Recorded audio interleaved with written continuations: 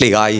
ဘလောက်လှလိုက်တဲ့လှေကားဆိုတာတော်တော်ကိုဘာမှကိုပြောစရာမလိုတော့ဘူးဒီဗီဒီယိုလေးကြည့်လိုက်တာနဲ့တင်ကိုဒီအိမ်ကပေးရတဲ့ဈေးနဲ့တန်တာရောပြီးတော့ဘလောက်လှတာရောဘလောက်ခမ်းနာတော့ဘလောက်ထဲသွားတယ်ဆိုတာကျွန်တော်အများကြီးမညွှန်းတော့ပါဘူးဗျဒီကမီးဆိုင်ရုံတစ်ချက်ရှိုးကျွန်တော်ရောင်းပေးနေကြအိမ်နေတဲ့ကိုမတူတဲ့ဒီလိုမီးဆိုင်လှလှကြီးရလေအပေါ်ကနေချိတ်ဆွဲထားတာကွာတကယ်ကို luxury ပါဒီရှောက်လန်းလေးဆိုရင်လေတော်တော်ကိုသဘောကျဖို့ကောင်းတယ်ဒီမှာကျွန်တော်မြက်ခင်းလေးနဲ့ဒီလိုရှောက်လန်းလေးနဲ့ပြီးတော့နိုင်ရန်မှာကတ်ထားတဲ့ဒီလိုတစ်ပင်လေးတွေဆိုတာလေစီစီကြီး landscaping ဘိုင်းတော်တော်အားကောင်းတာကိုကျွန်တော်တွေ့မြင်ရတယ်ပစ္စည်းတွေထားမဲ့အနေထားလေးတွေရောအကုန်လုံ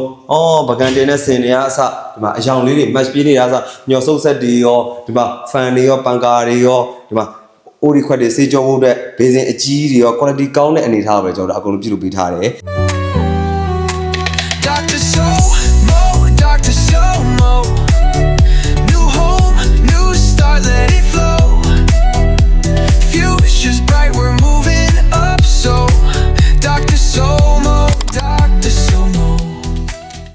်ဇာယာကောင်းကောင်းဖွဲ့စည်းမှုကောင်းကောင်းနဲ့ပိုင်ဆိုင်မှုခံပါတဲ့မြေပေါ်မှာတိဆောက်ထားတဲ့အခုမြင်တွေ့နေတဲ့အိမ်ကြီးကိုကျွန်တော်ကဒီနေ့8900နဲ့ရောင်းချပေးမှာဖြစ်ပါတယ်ခင်ဗျကျွန်တော်ကတော့ပြုံးနေမြို့မှာရှိတဲ့ခိုင်မာသေးချာမှန်ကန်တဲ့မြေလေးတွေနဲ့အိမ်လှလှလေးတွေပဲအဓိကရွေးချက်ရောင်းချပေးနေတဲ့ဒေါက်တာစိုးမိုးဖြစ်ပါတယ်ပတ်ဝန်းကျင်ကိုတစ်ချက်ကြည့်လိုက်မြေမြုပ်နဲ့လက်ဖက်တဲ့အိမ်လှလှလေးတွေစီကြီးရှိနေတယ်ဒီဘက်အိမ်ဆိုရင်လုံးဝ model house အိမ်လှလှလေးတစ်လုံးဒီဘက်မှာလည်းအိမ်လေးတွေဒီဘက်မှာလည်းအိမ်လေးတွေချစ်စရာလေးတွေပြီးတော့ကျွန်တော်တို့ခြံခွက်အလွတ်ကိုလည်းဒီနားလေးမှာလေရောင်းခွက်ကိုမရှိအောင်လူကြိုက်အရန်များတဲ့ကျွန်တော်တို့Aniscan Villa ဝင်းထဲမှာရှိတဲ့အိမ်လေးတွေဖြစ်တယ်ဒီမှာကြည့်အိမ်လှလှလေးဒီမှာအိမ်လှလှလေးတွေတော်တော်လေးကိုပြည့်စုံကောင်းမွန်တဲ့လမ်းမဆက်သေးကောင်းမွန်တဲ့နေရာမှာရှိတဲ့အခုမြင်တွေ့တဲ့အိမ်လေးဖြစ်ပါတယ်ခင်ဗျအဲကျဲကမျက်နှာစာ40ဖြစ်တယ်ဒီဘက်ကကျွန်တော်68ပေရှိတယ်အဲ့တော့ပေ40 68ပေပေါ်မှာတိတိကျကျခန်းခန်းနာနာလှလှပပတိဆောက်ထားတဲ့အိမ်လှလှလေးတစ်လုံးဖြစ်ပါတယ်ပြီးတော့အလှည့်ရတာကျွန်တော်တို့တောင်လဲဖြစ်ပါတယ်ပိုင်ဆိုင်မှုအားကောင်းတဲ့မြေပေါ်မှာလည်းကျွန်တော်တို့တိဆောက်ထားတဲ့စားဆန်ရန်အားကောင်းတယ်နေရာကပြုံးလင်မြို့ရက်ကွက်ကြီးစခွန်အနီးစခန်းမှာရှိတယ်ပြီးတော့ကျွန်တော်တို့အနီးစခန်းရဲ့အထင်ကြရထဲမှာတစ်ခုအပါဝင်ဖြစ်တဲ့အနီးစခန်းဗီလာဝင်းထဲမှာရှိတဲ့အိမ်လေးတစ်လုံးဖြစ်ပါတယ်ခင်ဗျာကျွန်တော်တို့ပတ်ဝန်းကျင်မှာဆိုရင်လည်းအိမ်လှလှလေးရှိတယ်ပြီးတော့အနီးနားမှာဆိုရင်လည်းကျွန်တော်တို့ private school တို့ပြီးတော့ international school တို့ပြီးတော့ကျွန်တော်တို့ဈေးတန်းလေးတွေပြီးတော့နောက်တစ်ခုကကျွန်တော်တို့လူသုံးကုန်ပစ္စည်းအယောင်းဆိုင်လေးတွေပြီးတော့အရန်ကိုစီကားတိုင်းမြိုက်တဲ့ကျွန်တော်တို့နေရာနဲ့လက်တကန်းအလိုမှာရှိတဲ့ဗီလာဝင်ထဲမှာရှိတဲ့အိမ်လေးတစ်လုံးဖြစ်တယ်ဗီလာဆိုတာလည်းကျွန်တော်တို့စစ်စစ်ငင်ငင်အေးချမ်းချမ်းလေးနဲ့တကယ်ကို private ဆက်ဆံနေခြင်းတဲ့သူတွေအတွက်ဆိုရင်ဒီလေးကအရန်ကိုတင့်တော်တဲ့အနေအထားတစ်ခုဖြစ်ပါတယ်ခင်ဗျအိမ်လေးကိုလာမယ်ဆိုရင်ကျွန်တော်တို့အနီးစကန်မီးပွားနေပြီးတော့မှကျွန်တော်2မိနစ်လောက်ပဲလာလို့ရနိုင်တဲ့အနေအထားတစ်ခုဖြစ်တယ်။လေးပြုံးလေးလမ်းဆွဲလမ်းပေါ်မှာရှိတယ်ကျွန်တော်တို့အနီးစကန်အထက်တန်းကျောင်းရှိတယ်အထက်တန်းကျောင်းရှိရလိုင်းငိန်လမ်းနဲ့ကျွန်တော်တို့ဒီဘက်ကကျွန်တော်တို့ရဲစကန်ဘက်ကနေလာတဲ့လမ်းနဲ့ကျွန်တော်ဆက်ထားတဲ့အဓိကကျတဲ့မိန်းလမ်းမကြီးဖြစ်တယ်အဲ့ဒီမိန်းလမ်းကနေပြီးတော့မှဘက်ကိုချုံလာတဲ့ဆိုရင်ဒီစကန်ဗီလာဝင်ကိုရောက်ပါမယ်ခင်ဗျအဲ့ဒီဗီလာဝင်ကနေပြီးတော့မှ၄အိမ်မြောက်ကတော့ဒီလှလှလေးဖြစ်ပါတယ်။အဲ့မှာလည်းကျွန်တော်တို့ကား3စီးလောက်ကိုရက်လို့ရနိုင်တဲ့အနေအထားတစ်ခုဖြစ်တယ်။ဒီနားလေးမှာကျွန်တော်တို့တစ်စီးရက်ထားမယ်။ဒီနားလေးမှာလည်းကျွန်တော်တို့နောက်ထပ်2စီးလောက်ကိုအေးဆေးရက်ထားလို့ရနိုင်တဲ့အနေအထားတစ်ခုဖြစ်တယ်။သို့မဟုတ်ကျွန်တော်မိသားစုထဲမှာကားလေးတစ်စီးလောက်ပါတယ်ဆိုရင်လည်းဒီနားမှာကလေးလေးတွေကစားလို့ရနိုင်တဲ့ကျွန်တော်တို့ playground အနေအထားလေးဖြစ်တယ်။ပြီးတော့ကျွန်တော်တို့လူငယ်တွေရောလူကြီးတွေရောကျွန်တော်တို့အနားယူလို့ရနိုင်တယ်။ဒီလိုမြက်ခင်းလှလှလေးရှောင်းလန်းလေးရလည်းပါသေးတယ်။ပြီးတော့ကျွန်တော်တို့တစ်ပင်ပန်းမှန်တွေကလည်းဒီမှာ channel မှာလှလှလေး flower box တွေနဲ့ပန်းအိုးလေးတွေနဲ့တကယ်ကိုရမွေးနှင်းစီလေးတွေနဲ့စိတ်ကိုငြိမ်းချမ်းတာပဲအဲ့လိုလေးတွေအကုန်လုံးစီစီကြီးစိုက်ပျိုးထားတဲ့အနေအထားတစ်ခုဖြစ်ပါတယ်ခင်ဗျဒီရှောက်လန်းလေးဆိုရင်လေတော်တော်ကိုသဘောကျဖို့ကောင်းတယ်ဒီမှာကျွန်တော်တို့မြက်ခင်းလေးနဲ့ဒီလိုရှောက်လန်းလေးနဲ့ပြီးတော့နိုင်ရန်မှာကတ်ထားတဲ့ဒီလိုတစ်ပင်လေးတွေဆိုတာလေစီစီကြီး landscaping ဘိုင်းတော်တော်အားကောင်းတာကိုကျွန်တော်တွေ့မြင်ရတယ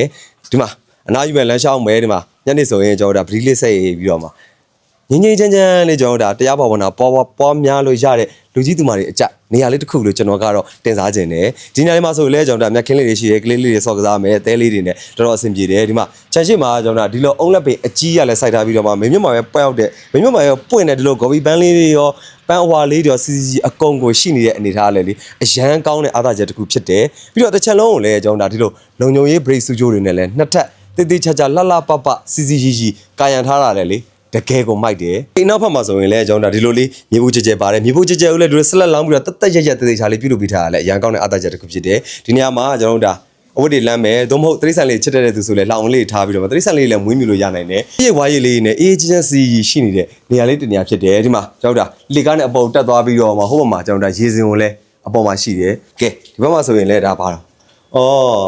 အများသုံးရေချိုကအိမ်သာဆိုအကျယ်ကြီးပဲဒီမှာဘိုးတိုင်းနဲ့ကွန်မွန်ကိုကျွန်တော်အပြင်ထုတ်ထားရလဲတကယ်ကောင်းတဲ့အားသာချက်တစ်ခုဖြစ်တယ်မင်းတို့ဝင်ချင်းမှာဆိုရင်ကျွန်တော်ဒီလိုခန်းသားထည့်သွားတဲ့တကားမယူတွေ့ရလိမ့်မယ်ပြီးတဲ့ခါကျတော့ဒီမှာ quality block ကောင်းလဲဆိုရင်ဒီမှာ lock တရားစားလုံးဝကျွန်တော် fingerprint တွေရော face ID တွေနဲ့တကားမကြီးကိုသေချာလေး ဖန်တီးတိဆောက်ထားတာလည်းအရန်ကောင်းတယ်ပြီးတော့စင်ဝင်ရဲ့အလှမှာဆိုရင်ဒီမှာမီဇိုင်းလှလှလေးနဲ့ဖန်တီးထားတဲ့အပြင်မှာဒီမှာတကားပေါက်ကြဘလောက်ကျဲလဲဆိုတော့ဒိုးကောင်းကောင်းနဲ့မြင့်မြင့်နဲ့တိတိချာချာကျွန်တော်ဒါဖွဲ့စည်းတိဆောက်ပေးထားတယ်ပြီးတော့ဝင်ပြီးတော့ကျွန်တော်တကားပေါက်ကဝင်ခြင်းဒီမှာလေကားအလှကိုလည်းခဏထော်စာတွေ့မြင်ရပြီးတော့မှမီဇိုင်းအလှကိုလည်းကျွန်တော်တွေ့မြင်ရတယ်ပြီးတော့ပြန်လေးဆိုရင်ဒါကျွန်တော်ဒါအေကန်နေရာလေးဖြစ်မယ်ဒီမှာအလင်းရောင်အားနဲ့လေဝင်လေထွက်အားရဖို့အတွက်ကိုတိတိချာချာဖန်တီးတိဆောက်ထားတဲ့ idea လဲတော်တော်မိုက်တယ် quality ကောင်းတဲ့ပစ္စည်းတွေပဲအသုံးပြုထားတာလေတကယ်ကိုပေးရတဲ့စိနဲ့တန်တဲ့ feeling မျိုးကိုခံစားရတဲ့အနေအထားတစ်ခုဖြစ်တယ်ဒီမှာလင်းရောင်လေးတွေဖြာချနေတဲ့အနေအထားဆိုဒီမှာဆိုရင်ကျွန်တော်ဒါ city sofa တွေထားမယ်ပြီးတော့ဒီမှာ TV ကြည့်တဲ့စင်လေးနဲ့ပြီးတော့စင်မှာဆိုရင်လည်းဒီမှာ cabinet လေးတွေပစ္စည်းတွေတင်လို့ရတဲ့အနေအထားဖြစ်မယ်ပြီးတော့မှမီဇိုင်းလေးတွေအားစဟိုဘက်တစ်ချက်ဖြစ်တစ်ချက်မှာကျွန်တော်ထားတယ်ပြီးတော့ခံရတဲ့ဟိုတဲ့စက်တီရှိမှုကိုဖော်ပြနေတဲ့ဒီမီဇိုင်းကလေအဲကန်းပါလေအရမ်းမိုက်တယ်စီလင်မျက်နှာချက်အလှဆိုလဲလေအဖြူအောင်လေးလိုမှလေ light တင်လေးတွေပြေးထားတာအစအရန်ကိုပြည့်စုံတယ်ပြီးတော့ဒီလိုရှောက်လန်းလေးနဲ့အခန်းလေးတွေနဲ့ဒိုင်းနဲ့ kitchen area ကိုကျွန်တော်ဒါ join ထားတယ်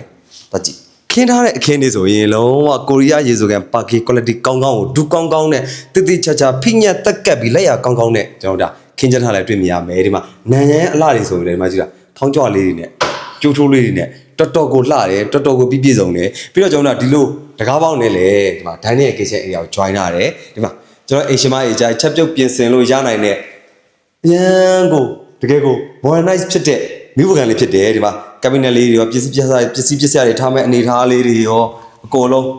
ပကံတင်နဲ့စင်တွေကအစဒီမှာအယောင်လေးတွေ match ပြေးနေတာအစညော်ဆုပ်ဆက်တွေရောဒီမှာ fan တွေရောပန်ကာတွေရောဒီမှာ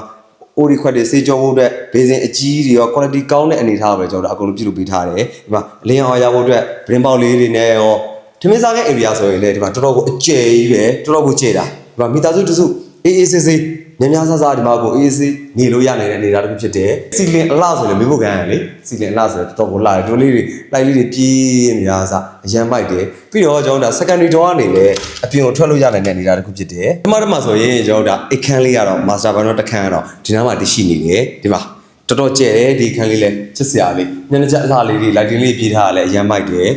်ဒီမှာ light ကာကြီးတက်လိုက်တာနဲ့တော်တော်ကိုပြည့်စုံသွားပြီပြီးတော့ဒီလေကခွင်ပေါ့နော်ဒါကလေကားပေါ့လေကခွင်အောက်မှာဆိုရင်ဒါကျွန်တော်တို့နောက်ဆုံးမန်တင်ကုန်လေးတွေသို့မဟုတ်ကွန်ပျူတာဇွဲလေးတွေသို့မဟုတ်အဝတ်စားအဲ့လိုလေးတွေကျွန်တော်တို့ဒါ cabinet လေးတွေထားလို့ရနိုင်တဲ့ close up ပေါ့အဲ့ဒါတွေထားလို့ရနိုင်တဲ့နေရာတစ်ခုဖြစ်တယ်မိုက်တယ်ကျွန်တော်တို့ YouTube အိမ်သာဆိုရင်လည်းတော်တော်ကိုကျယ်တယ်ဒီမှာတော်တော်ကိုကောင်းတဲ့နေရာတစ်ခုဖြစ်တယ်ကြွေပြားတွေခင်းထားတယ်ကြွေပြားတွေကတ်ထားတယ်အရန်လှတယ်ကျွန်တော်တို့ဒါ color လေးနဲ့ match ပြင်တာတခြားဖန်တီးပေးထားတယ်ဒီမှာဘေးစင်ရောဘောချလိုက်တာ